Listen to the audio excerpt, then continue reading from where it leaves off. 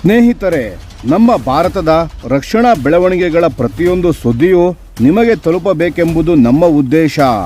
ನಿಮ್ಮ ಒಂದು ಸಬ್ಸ್ಕ್ರೈಬ್ ನಮಗೆ ದೊಡ್ಡ ಪ್ರೋತ್ಸಾಹ. ದಯವಿಟ್ಟು ಸಬ್ಸ್ಕ್ರೈಬ್ ಮಾಡುವುದರ ಮೂಲಕ ಪ್ರೋತ್ಸಾಹ ನೀಡಿ ಎಂದು ನಿಮ್ಮಲ್ಲಿ ಕೇಳಿಕೊಳ್ಳುತ್ತೇವೆ. ನಮಸ್ಕಾರ ಗೆಳೆಯರೇ, ದೇಶ ಪ್ರೇಮಿಗಳೇ, ನಮ್ಮ ಕನ್ನಡ ಡಿಫೆನ್ಸ್ ನ್ಯೂಸ್ ಯೂಟ್ಯೂಬ್ ಚಾನಲ್ಗೆ ಸ್ವಾಗತ ನಿಮಗೆ.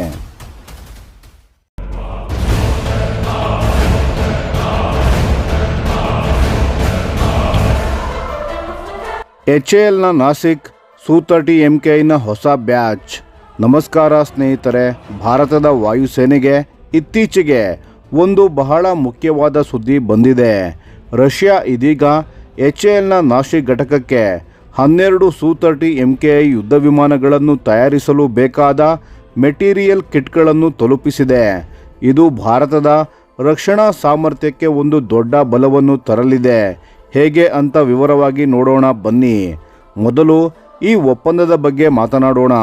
2024 ಡಿಸೆಂಬರ್ 12ರಂದು HAL ಮತ್ತು ರಕ್ಷಣಾ ಸಚಿವಾಲಯದ ನಡುವೆ 13,500 ಕೋಟಿ ರೂಪಾಯಿಗಳ ಮೌಲ್ಯದ ಒಪ್ಪಂದ ಏರ್ಪಟ್ಟಿತ್ತು. ಈ ಒಪ್ಪಂದದ ಅಡಿಯಲ್ಲಿ 12 ಹೊಸ Su-30 MKI ಯುದ್ಧ ವಿಮಾನಗಳನ್ನು HAL ನಾಸಿಕ್ನಲ್ಲಿ ಜೋಡಿಸಲಾಗುತ್ತದೆ. ರಷ್ಯಾ ಕಳಿಸಿದ ಕಿಟ್ಗಳು ಈಗ ಅಲ್ಲಿ ತಲುಪಿವೆ. ಅಂದರೆ ಉತ್ಪಾದನೆ ಈಗಾಗಲೇ ಆರಂಭವಾಗಿದೆ. ಈ ವರ್ಷದ ಅಂತ್ಯದ ಒಳಗೆ ಎಲ್ಲ 12 ಯುದ್ಧ ವಿಮಾನಗಳನ್ನು ಭಾರತೀಯ ವಾಯುಪಡೆಗೆ ಹಸ್ತಾಂತರಿಸುವ ಗುರಿ ಇದೆ. ಇಷ್ಟು ಅರ್ಜೆಂಟ್ ಆಗಿ ಈ ಯುದ್ಧ ವಿಮಾನಗಳು ಯಾಕೆ ಬೇಕು ಅಂತ ಕೇಳ್ತೀರಾ? ವಾಸ್ತವ ಏನೆಂದರೆ, ಭಾರತೀಯ ವಾಯುಪಡೆ ಇಂದು ತೀವ್ರ ಸ್ಕ್ವಾಡ್ರನ್ಗಳ ಕೊರತೆಯನ್ನು ಎದುರಿಸುತ್ತಿದೆ. ಕಳೆದ ಒಂದು ದಶಕದಲ್ಲಿ ಅಪಘಾತಗಳಲ್ಲಿ ಕೆಲವು Su-30 MKI ಯುದ್ಧ ವಿಮಾನಗಳನ್ನು ಕಳೆದುಕೊಳ್ಳಲಾಗಿದೆ. ಈ ಹೊಸ 12 ಯುದ್ಧ ವಿಮಾನಗಳು ಆ ನಷ್ಟವನ್ನು ತುಂಬಲಿವೆ. ಇದನ್ನು ಅಟ್ರಿಯೇಷನ್ ರಿಪ್ಲೇಸ್ಮೆಂಟ್ ಅನ್ನಲಾಗುತ್ತದೆ. ಅಷ್ಟೇ ಅಲ್ಲ, ಭಾರತೀಯ ವಾಯುಪಡೆಯಲ್ಲಿ ಈಗ ರಫೇಲ್ ಜೆಟ್ಗಳ ಕೇವಲ 2 ಸ್ಕ್ವಾಡ್ರನ್ ಮಾತ್ರ ಇವೆ. 114 ಹೊಸ ಮಲ್ಟಿರೋಲ್ ಯುದ್ಧ ವಿಮಾನಗಳ ಖರೀದಿ ಇನ್ನೂ ಅಂತಿಮ ಹಂತ ತಲುಪಿಲ್ಲ. ಇದರ ನಡುವೆ ತೇಜಸ್ MK1Aನ ಇಂಜಿನ್ ಸರಬರಾಜು ತಡೆಯಾಗಿ ಉತ್ಪಾದನೆ ನಿಧಾನವಾಗಿದೆ. ಇಂತಹ ಸ್ಥಿತಿಯಲ್ಲಿ ಈ 12 Su-30 MKI ಯುದ್ಧ ವಿಮಾನಗಳು ಆ ಅಂತರವನ್ನು ತಕ್ಷಣ ತುಂಬುವ ಪರಿಹಾರವಾಗಿವೆ. ಈಗ ಒಂದು ಬಹಳ ಮುಖ್ಯವಾದ ವಿಷಯ, ಸ್ವದೇಶಿ ಉತ್ಪಾದನೆ. ಈ ಹೊಸ ಬ್ಯಾಚ್ನ Su-30 MKI ಯುದ್ಧ ವಿಮಾನಗಳಲ್ಲಿ ಬರೋಬ್ಬರಿ 62.6% ಭಾಗಗಳು ಭಾರತದಲ್ಲೇ ತಯಾರಾಗುತ್ತವೆ. HALನ ನಾಸಿಕ್ ಘಟಕಕ್ಕೆ ದಶಕಗಳ ಅನುಭವ ಇದೆ. ಅಲ್ಲಿ ರಷ್ಯಾದ ಕಿಟ್ಗಳ ಜೊತೆ ಭಾರತೀಯ ಸರಬರಾಜುದಾರರ ಅನೇಕ ಘಟಕಗಳನ್ನು ಸೇರಿಸಿ ಯುದ್ಧ ವಿಮಾನಗಳನ್ನು ಜೋಡಿಸಲಾಗುತ್ತದೆ. ಇದು ನಮ್ಮ ಆತ್ಮನಿರ್ಭರ ಭಾರತದ ಕನಸಿನ ನಿಜವಾದ ರೂಪ. ಇನ್ನು ಈ ಹೊಸ Su-30 MKI ಯುದ್ಧ ವಿಮಾನಗಳು ಹಳೆ ಮಾದರಿಯೇ ಅಂತ ಮನಸ್ಸಿನಲ್ಲಿ ಅನಿಸಬಹುದು, ಆದರೆ ಹಾಗಿಲ್ಲ. ಈ ಹೊಸ ಯುದ್ಧ ವಿಮಾನಗಳು ಭಾರತೀಯ ವಾಯುಪಡೆಗೆ ದೀರ್ಘಕಾಲೀನ ಆಧುನೀಕರಣ ಯೋಜನೆಗೆ ತಕ್ಕಂತೆ ಅಪ್ಗ್ರೇಡ್ ಆಗಿರುತ್ತವೆ.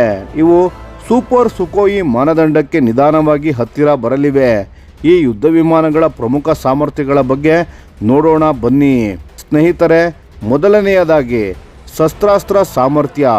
ಸ್ವದೇಶಿ ಅಸ್ತ್ರ BVR ಕ್ಷಿಪಣಿ ಮತ್ತು ಬ್ರಹ್ಮೋಸ್ ಸೂಪರ್ಸಾನಿಕ್ ಕ್ರೂಸ್ ಕ್ಷಿಪಣಿ ಈ ಎರಡೂ ಈ ವಿಮಾನಗಳಲ್ಲಿ ಫಿಟ್ ಆಗಲಿವೆ. ಇದು ಶತ್ರುವಿಗೆ ನಿಜವಾದ ಭಯ ತರೋ ಸಂಯೋಜನೆಯಾಗಿದೆ. ಎರಡನೆಯದಾಗಿ ಆಧುನಿಕ ಏವಿಯಾನಿಕ್ಸ್. ಭಾರತೀಯ ಕಂಪನಿಗಳೇ ವಿನ್ಯಾಸ ಮಾಡಿದ ಡಿಜಿಟಲ್ ಕಾಕ್ಪಿಟ್ ಮತ್ತು ಮಿಷನ್ ಕಂಪ್ಯೂಟರ್ ಸಿಸ್ಟಮ್ಗಳು ಅಳವಡಿಕೆ ಆಗಲಿವೆ. ಆಮದು ಅವಲಂಬನೆಯನ್ನು ಕಡಿಮೆ ಮಾಡಲು ಇದು ದೊಡ್ಡ ಹೆಜ್ಜೆ. ಮೂರನೆಯದಾಗಿ AESA ರೆಡಾರ್ ಸಾಮರ್ಥ್ಯ. ಮುಂದಿನ ತಲೆಮಾರಿನ ಆಕ್ಟಿವ್ ಎಲೆಕ್ಟ್ರಾನಿಕಲಿ ಸ್ಕ್ಯಾನೆಡ್ ಅರ್ರೇ ರೆಡಾರ್ ಜೊತೆ ಇವು ಕಾರ್ಯನಿರ್ವಹಿಸಲು ಸಿದ್ಧವಾಗಿದೆ. ಇದರಿಂದ ಗುರಿ ಪತ್ತೆ ಮಾಡುವ ಸಾಮರ್ಥ್ಯ ಮತ್ತು ಸಿಚುಯೇಷನಲ್ ಅವೇರ್ನೆಸ್ ಅಪಾರವಾಗಿ ಹೆಚ್ಚಾಗಲಿದೆ.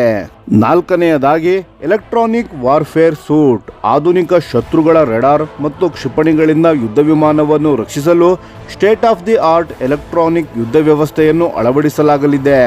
Su-30 MKI ಭಾರತದ ವಾಯುಸೇನೆಯ ಬೆನ್ನೆಲುಬು. ಇದನ್ನು ನಾವು ಯಾವ ಅರ್ಥದಲ್ಲೂ ಉತ್ಪ್ರೇಕ್ಷೆ ಅನ್ನಲಾಗುವುದಿಲ್ಲ.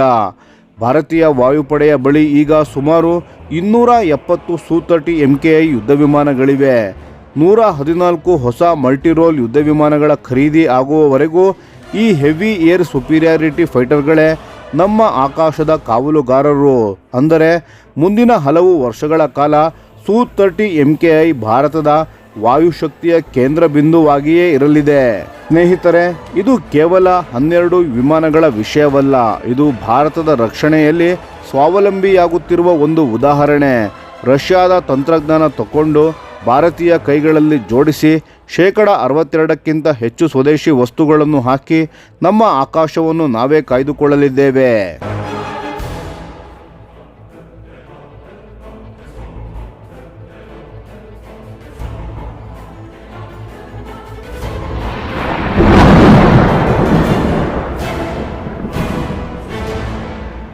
ಈ ವಿಡಿಯೋ ನಿಮಗೆ ಇಷ್ಟವಾಗಿದ್ದರೆ ಲೈಕ್ ಮಾಡಿ ಮತ್ತು ನಮ್ಮ ಚಾನೆಲನ್ನು ಸಬ್ಸ್ಕ್ರೈಬ್ ಮಾಡಿ ಹಾಗೂ ಬೆಲ್ ಐಕಾನ್ ಒತ್ತಿ. ಯಾವ ಅಪ್ಡೇಟ್ಗೂ ಮಿಸ್ ಆಗಬೇಡಿ. ಡಿಫೆನ್ಸ್ ಸುದ್ದಿಗಳನ್ನು ತ್ವರಿತವಾಗಿ ಪಡೆಯಿರಿ. ನಿಮ್ಮ ಬೆಂಬಲವೇ ನಮ್ಮ ಶಕ್ತಿ. ಭಾರತ ಬಲಿಷ್ಠವಾಗಲಿ ಎಂದು ಆಶಿಸುತ್ತಾ ಭಾರತ ಮಾತೆಗೆ ಜೈ. ಧನ್ಯವಾದಗಳು.